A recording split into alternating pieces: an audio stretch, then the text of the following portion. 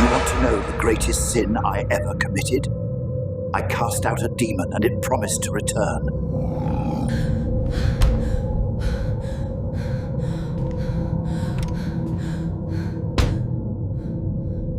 If anyone finds this tape, run from this house. They're not my family. Their eyes shine in the dark.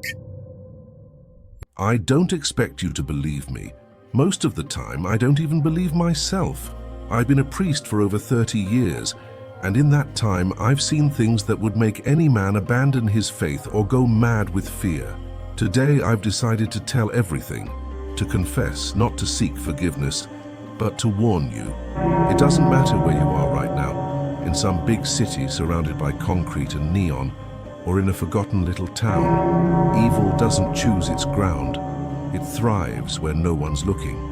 In small towns across the United States, places that seemed as safe and comforting as a mother's embrace, I've met the devil face to face. That's not a figure of speech. I heard it, I felt it, and in some cases, I failed to drive it out. That's why I'm asking you now, don't play with this. If you notice anything strange, whispers in the dark, objects moving on their own, dreams of faces you don't recognize, don't ignore it. That's how it always starts, subtly. Tonight I'll tell you 3 cases, 3 exorcisms burned into my memory. In one of them, I had to beg Rome for help because it was beyond me. They haunt my dreams, and I don't know if telling these stories is warning you or cursing your curiosity. Before we begin, like this video, subscribe to the channel, and share it with anyone who needs to hear these truths. Comment below if you've ever experienced something strange in your home or town. Your story might save someone. May God have mercy on us. I remember that biting cold that morning, the kind that seeps into your bones, even under the cassock. Maine always had a melancholy to it, with its ancient forests and the oppressive silence of small towns. But this particular village felt worse. It was still, as if time itself refused to pass there. I'd been summoned because the local priest sent me a letter, a physical letter, handwritten, the pen strokes shaky and unsteady, almost illegible. It simply said, "She hears voices in the confessional. She's not alone when she confesses. I need help." I tried to believe it was just hysteria. Human minds are fragile, especially in places like this. Isolated, buried in long winters that drive even the strongest insane. When I arrived, the church looked abandoned, though it was in use. The floorboards groaned with the wind. The bell was cracked, sounding like a choked scream. The local priest waited for me in the sacristy, pale and gaunt. He shook my hand too long. He was sweating cold. He explained that the woman, Grace, came every week, always the same hour. At first, she confessed minor sins, impatience with her husband, gossip about neighbors. But one day she said she heard something else, a voice that wasn't hers or his. He tried to dismiss it, called it stress.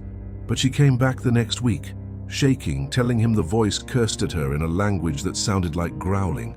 He laughed nervously while telling me, trying to downplay it, but I saw it in his eyes. He didn't believe his own excuses. I asked to speak to Grace. I waited in the confessional. The cold was worse in there. My breath fogged in the dimness. The wooden bench creaked under my weight. A noise so loud in the silence it sounded like a muffled scream. Grace entered. Her voice was soft, hesitant. She began like any penitent, whispered, "Father, I've sinned by thinking badly of others." Then she paused, breathed so deeply I thought she might choke. And then her voice changed. It went low, guttural. The words weren't English. I couldn't understand them, but I felt them in my spine, in my bones. It was like hearing a sick animal snarl a curse. I said, "In the name of Christ, who speaks?" Silence, then laughter, wet, guttural, as if coming from deep inside her. I tried to keep my composure.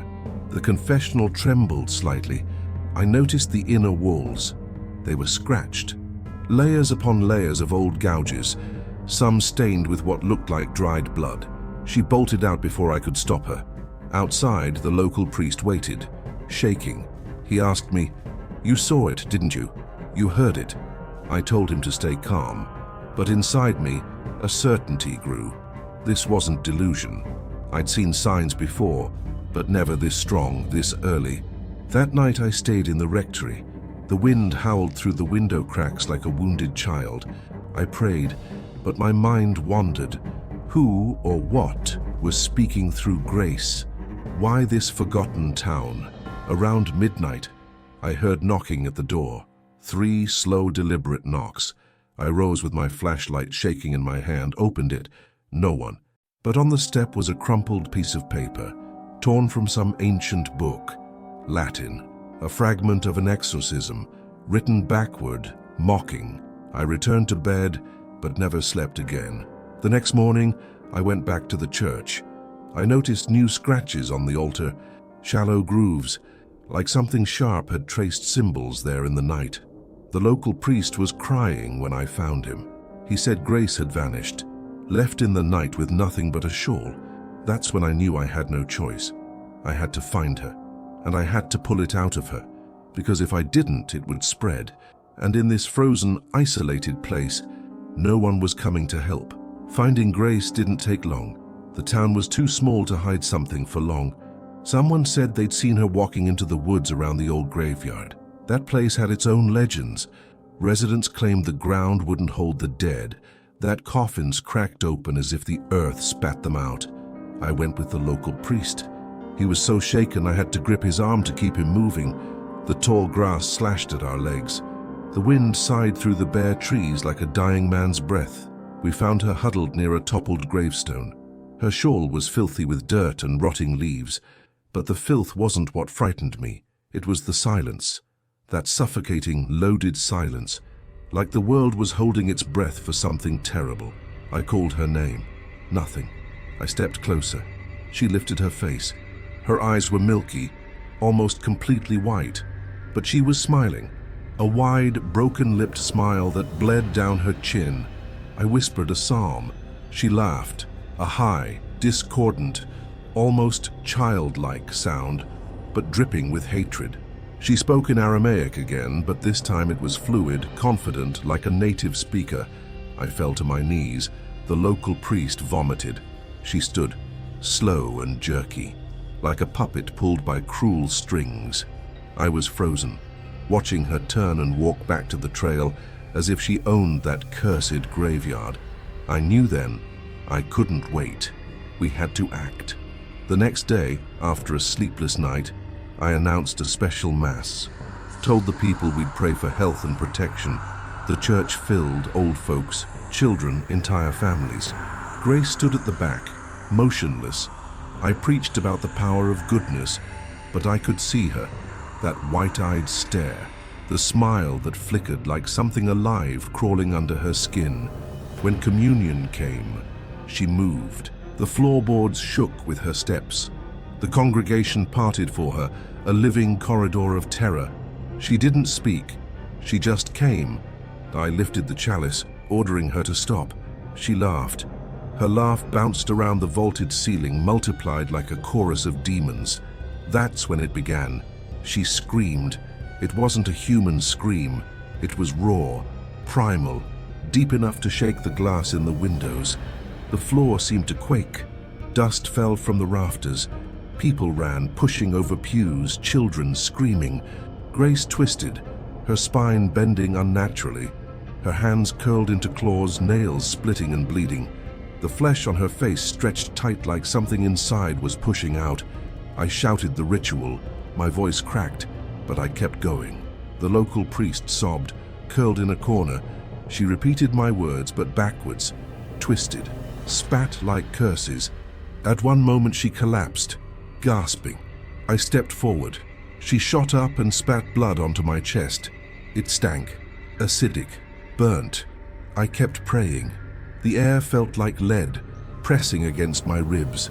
Sweat poured down my back. My heart hammered so hard I thought it would explode. Then she spoke my name, my full name, and told me things. Sins I'd confessed only to God. Secrets no one alive knew. I faltered. My voice died. Fear iced my veins. People screamed, banging on the locked doors. A child sobbed. Glass cracked in the stained windows, and then she went limp, collapsed like a doll with cut strings. Silence fell. I was shaking. I sank to my knees, clutching the crucifix like it was the only real thing left. The congregation went still. Someone coughed. The local priest just wept. Grace was breathing, shallow but alive. The smile was gone, but I knew it wasn't over. The exorcism hadn't worked. It had only begun, and I wondered if I had the strength to finish what I'd started. I have never dreaded a mass the way I dreaded that final one. I spent the days fasting, praying, begging God for help. Every time I closed my eyes, I saw her smiling, blood on her teeth, calling my name with a choir of voices that weren't hers. That morning, the fog blanketed the village like a shroud. Everything was damp, cold, reeking of mildew and wet earth. I arrived early to prepare the altar alone. The candles wouldn't stay lit. Each flame died as if something blew them out. I lit them again and prayed, lit them again. The local priest refused to enter. He couldn't face it. He hugged me at the door, sobbing like a child, then fled without looking back. Grace arrived carried by 2 parishioners. She couldn't walk anymore, limp, like a corpse, but eyes wide open, rolling in their sockets like they searched for something invisible. She muttered constantly, a broken record of ancient words, curses and infantile crying. They laid her in front of the altar. I put on the purple stole, trembling, clutched the crucifix so hard my knuckles went white. I began the rite. Holy water, incense.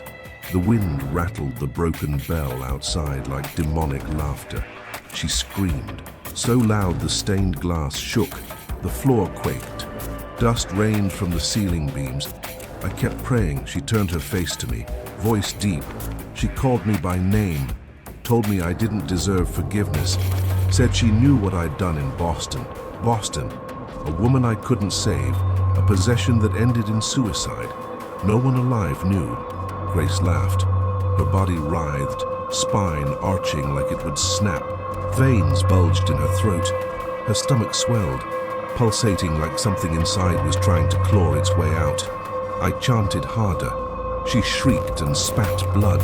The pews groaned, scraping across the floor as if dragged by invisible hands.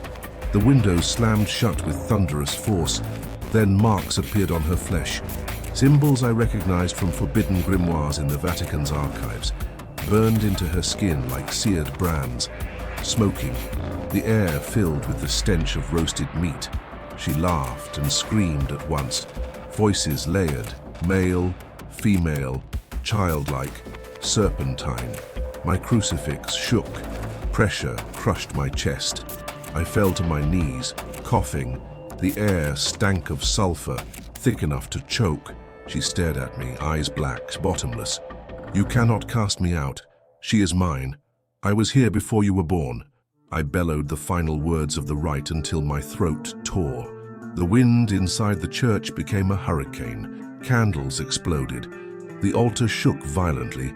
Her head snapped back with a sickening crack. Silence. I froze. Smoke drifted from her wounds. I thought she was dead, but then she exhaled, weak but alive. She cried, voice small, "Father, help me." I held her, praying constantly, rocking her like a child. Her body convulsed with sobs, but even in my arms, the marks didn't vanish. They darkened, turned to scarred brands. Grace was taken to the hospital. She lived, but she never returned to church. I sat alone on the ruined altar, cassock soaked in blood and soot, staring at the snuffed-out candles, wondering if I'd truly cast anything out, or just forced it to retreat. That night I dreamed of Grace. She whispered that she was cold, so cold, and laughed. Laughed as if it was the greatest joke hell had ever told. I woke up screaming, clutching my crucifix like it was the last thing keeping me sane. I still wonder if I failed, because even now, years later, when I close my eyes, I hear that laughter in the dark. I never liked the Kansas plains. They felt endless, godless, filled with cold wind and brittle grass bowing as if begging for mercy. When I got the call about that farm, I already knew it would be different. The call came late at night. It was the local sheriff, his voice rough but cracking with fear. He didn't mention demons, just said, "There's a family that needs you. Their boy." He's saying things. I arrived at dawn, the sky bleeding orange across the flat horizon. The house sat at the end of a dirt road, surrounded by dead cornfields and a broken fence. No neighbors for miles. It looked ready to collapse. Cracked windows, sagging roof, peeling paint like rotting skin. The mother greeted me with hollow eyes that hadn't seen sleep in days. She trembled, clutching a rosary as if it were her last anchor to sanity. The father said nothing, just stared at the floor, breathing like every exhale hurt. They told me the boy, Jacob, just 8 years old, had started speaking in a language no one understood. It wasn't Spanish, not German, nothing they knew. I asked where he was. The mother hesitated, then pointed to the back room. I went alone. The hallway creaked with every step. The smell was foul, acrid and rancid, like something had died in the walls long ago. Childish drawings covered the peeling wallpaper, but they weren't normal. They were symbols, wide, lidless eyes, open mouths screaming. I opened the door slowly. The room was freezing, not just cold, freezing like a morgue. I could see my breath hanging in the air. The boy sat in the corner, hugging his knees. I called his name. No answer. His eyes were open, but vacant, like dirty glass. I began praying softly. Then he spoke. He didn't look at me, but his mouth moved, fast, inhuman. The voice that came out was deep, guttural, impossible for a child. He was speaking ancient Latin, fragments of a ritual I recognized from forbidden texts, but twisted, corrupted, blasphemous. He spoke like he was mocking the Mass itself. My hands shook. I held the crucifix tighter and asked him to stop. That's when he turned to face me. His eyes changed. The pupils swallowed the whites entirely. And he smiled. He said my name, my full name, in Latin. I stumbled back, hit the wall, breath ragged. He kept smiling, that guttural voice hammering the air, the words getting faster, more savage. Then he went silent, dead silent. The room swallowed every sound. He collapsed sideways, limp. I ran to him. He was ice cold but breathing. I heard footsteps behind me. The mother stood in the doorway, crying without making a sound. I looked at her. I wanted to lie, to say it was nothing, that he was sick, but I couldn't. "He's not alone," I said. She fell to her knees and started praying. I left the room with a weight like chains on my back. I could feel something in there watching me, studying me, waiting for me to leave so it could grow stronger. And I knew with a cold, crawling certainty that this was only the beginning. I spent the night in their house, not out of bravery, but because I couldn't leave them alone. The sheriff didn't return. No one else came. It was like the whole county had decided to look away. I sat in their kitchen with the crucifix in my hands, listening to the wind scrape the windows like claws. The mother said nothing, eyes fixed on a single candle. The father drank, shaking, muttering that he'd fix it with his rifle. But no rifle kills what I saw in that room. Around midnight, I heard laughter. Soft, childlike. But it didn't come from the boys' room. It came from the walls, from the pipes, from every direction at once. It was like the house itself was laughing at us. I stood and went to his door. I opened it slowly. He was standing now, in the middle of the room, arms out, waiting for me, his chest heaving slowly, his eyes entirely black, no whites at all. I started the exorcism. Without authorization. I knew I shouldn't. It's forbidden to perform it without permission, without preparation, without witnesses. But there was no time, no one to ask. The mother appeared behind me, sobbing. The father came in after, clutching the rifle, unsure if he should aim it at me or his own son. I ignored their shouts. My voice cracked, but I forced the words out. Exorcizo te. The boy laughed. a dry, broken sound too old for his small body. He began speaking back to me in flawless Latin, correcting me, mocking me, twisting every holy word into filth. The lights flickered. The candle in the kitchen exploded, spraying wax onto the ceiling. The mother screamed. The air got so heavy it felt like breathing through mud. I moved closer, pressing the crucifix to his forehead. His skin sizzled where it touched. He shrieked, but not in pain, in hatred. His voice split into many, hissing, growling, weeping. The father fell to his knees, sobbing, "Jesus, Jesus," over and over like it would save him. The boy pushed me back with strength no child should have. I flew into the wall, lost my breath. Still, I forced myself up, trembling, wheezing. He was bleeding from his nose but smiling, screaming insults at God, at me, at his own parents, telling family secrets no one could have known. Sin after sin, dredged up in front of everyone. The mother ran to him, pleading for him to stop. He bit her arm, tore skin. The father roared, firing the rifle into the ceiling. The boom rattled the whole rotten house. I screamed the words of the ritual until my throat ripped raw. The boy's body stiffened, then collapsed. Silence fell. The father dropped the rifle. The mother held her arm, sobbing, blood soaking her dress. I fell to my knees, drenched in sweat, clutching the crucifix like it was the only thing real. The boy was unconscious, but the room was still freezing, too cold. I knew it wasn't over. I knew I had failed, and I knew with a sick certainty in my bones that I would have to ask for help from Rome. Because whatever this was, it was stronger than me.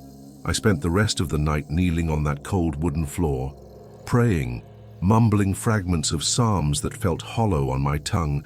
My words were dry, useless, like trying to hold back a flood with bare hands. The boy was breathing but wouldn't wake. Sometimes he trembled like in a fever. Other times he smiled in his sleep, cracked lips revealing bloodied teeth. The father sat against the wall, watching me with a hatred born of fear. He said nothing, just kept scrubbing blood off the floor with an old rag. The mother held her arm, bandaged poorly, sobbing silently. Neither of them dared get close to their son again. I knew I had failed. The ritual was wrong, incomplete, improvised. I had no permission to perform it, and the thing inside him knew. It mocked every holy word. It fed on my doubt. When the sun finally rose, it cast a pale, cold light, as if even the dawn was afraid to shine here. I went to the ancient phone in their kitchen. The coiled cord felt like a dead snake in my hand. The line hissed and crackled, but I got through. I told the diocese everything. The bishop's voice on the other end was cold, harsh. He asked if I had permission. I didn't answer. He sighed, long, heavy, then said Rome would have to be informed. I felt those words like a sentence passed. Calling Rome wasn't just asking for help. It was admitting something old, something foul was loose. It meant this wasn't an ordinary possession. It was an infestation, something that would spread. I went back to the boy's room. He was awake. His eyes looked normal now. He was crying, calling for his mother. She ran to him. She hugged him despite the fear, but I saw it. I saw the black veins rising under his skin when she touched him. I saw the corner of his mouth curl into a smile as he buried his face in her shoulder. The father pretended not to see. He picked up the rifle again, not to kill the boy, but to keep us all frozen in fear. I walked out without saying goodbye. At the door, I turned back once. The house seemed alive. The windows were eyes. The walls groaned like snapping bones. I felt something watching me, following me, smiling. When I got in my car, my hands shook so badly I almost dropped the keys. On the dirt road out, I cried like a child, because I knew I wasn't just leaving a family behind. I was leaving a seed of hell planted in that dry, cracked soil, waiting to sprout, and I knew that by the time Rome arrived, it might already be too late. I always thought Arizona was too dry to hold demons. The desert felt honest in its hostility. Nothing there pretended to be safe, But even the harshest sun can't burn away what hides in the shadows. I was called by a contact in the diocese, someone who'd never reached out before. His voice trembled on the phone. He only said, "It's a motel. In the middle of nowhere. People, they wake up hurt. Like someone's been marking them at night." I drove down a road so straight and lonely it felt made for the dead to walk. The motel sat in isolation, surrounded by cracked dirt, thorny shrubs, and a hot wind that howled like a lost soul through the warped doors. The neon sign flickered, with only 3 letters still working. The kind of place where travelers vanish without notice. The manager greeted me without meeting my eyes. He looked like he'd aged 20 years in 2 weeks. His hands shook as he handed me the key to the room where the last cases had stayed. I stepped inside. The smell of mold and stale cigarettes filled my lungs. The walls were scratched, not with normal graffiti, but ancient symbols carved with something sharp, names that weren't names, shapes that didn't fit any human language. In the bathroom, the mirror was covered in words, scratched backward. I couldn't read them straight on, but in the reflection I made out phrases like "they come when you sleep" and "don't dream." The manager told me guests woke up with fine, deep cuts on their backs, chests, arms, clean lines, precise, forming the same symbols carved on the walls. He said he tried painting over them. The marks always returned the next night. I asked what he did with those people. He said he sent them away. No one stayed more than a single night. I sat alone in that room, examining every inch. When I touched one of the symbols, I felt cold, wet cold, like dirty ice water on my fingers. I prayed, not for myself, for whoever had slept there before. Then I heard something in the hall, a slow, dragging shuffle. I stood quickly, crucifix in hand. I opened the door, nothing, just the desert wind pushing dust and sand inside.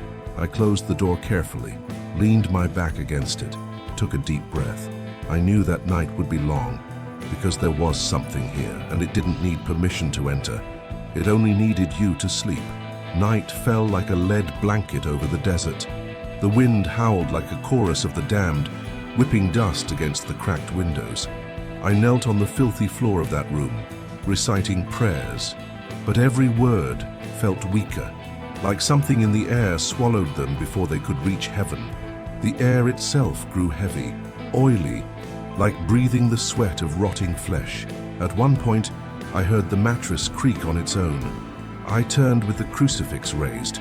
The room was empty, but the symbols on the walls seemed deeper than before, and wet, like they'd just been carved. I decided to confront the manager. He was barricaded behind the front desk, clutching an old shotgun.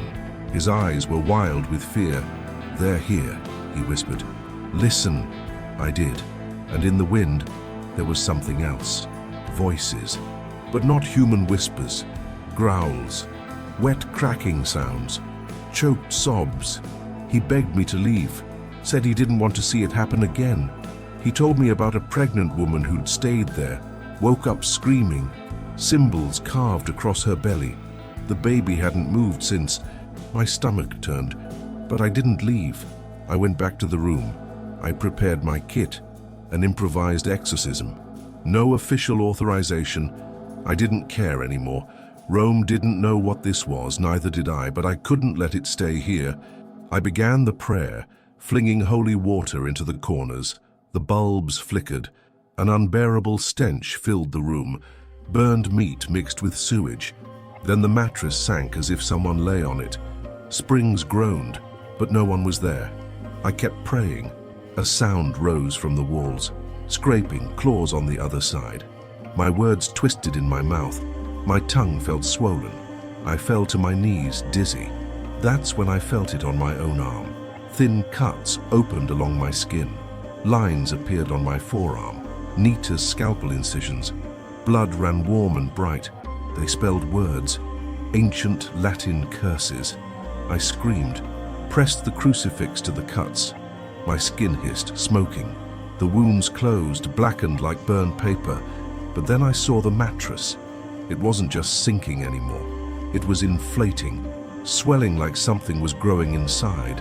limbs pressed against the fabric, too many limbs, joints bending the wrong way, bones cracking wetly, a hand tore free, thin, too long, fingers tapering to claws.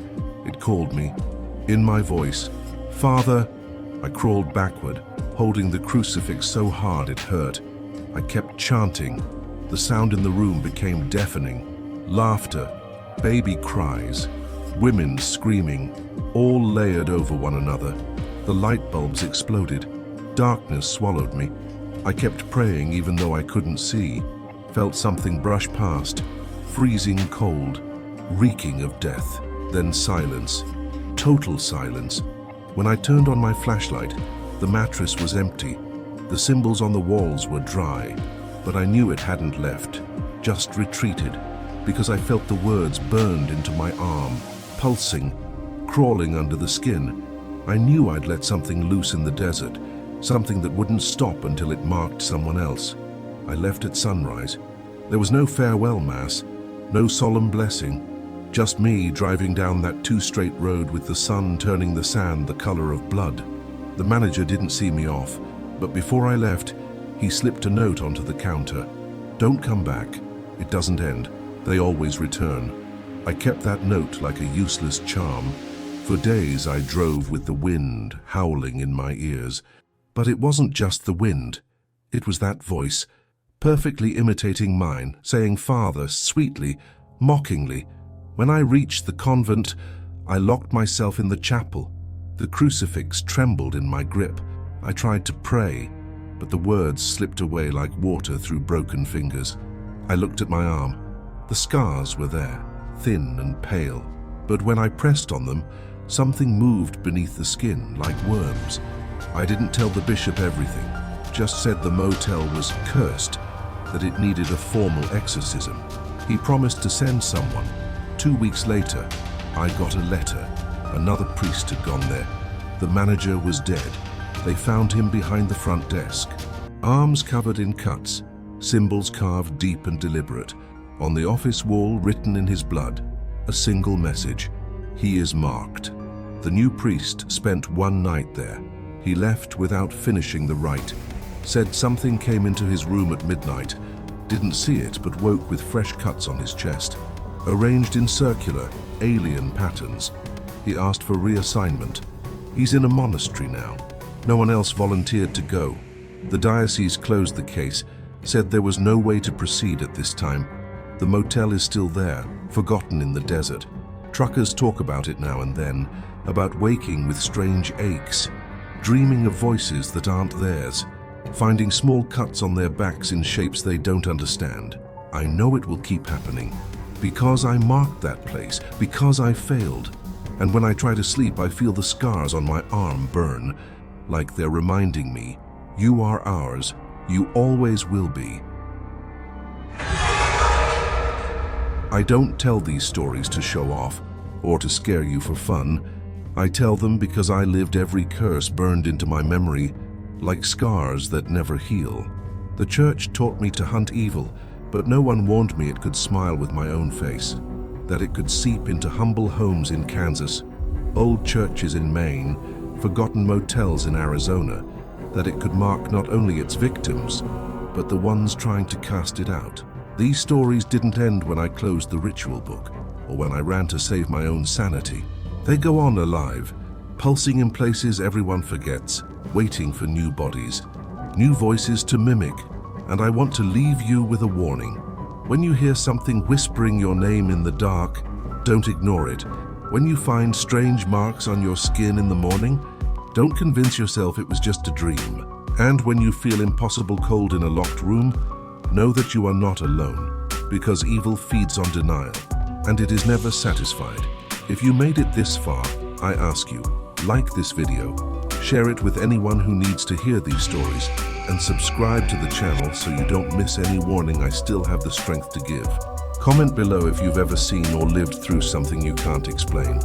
Your words might be the warning that saves someone else. And if you like this story, click the link below and uncover even deeper horrors in our exclusive ebook. May God have mercy on us.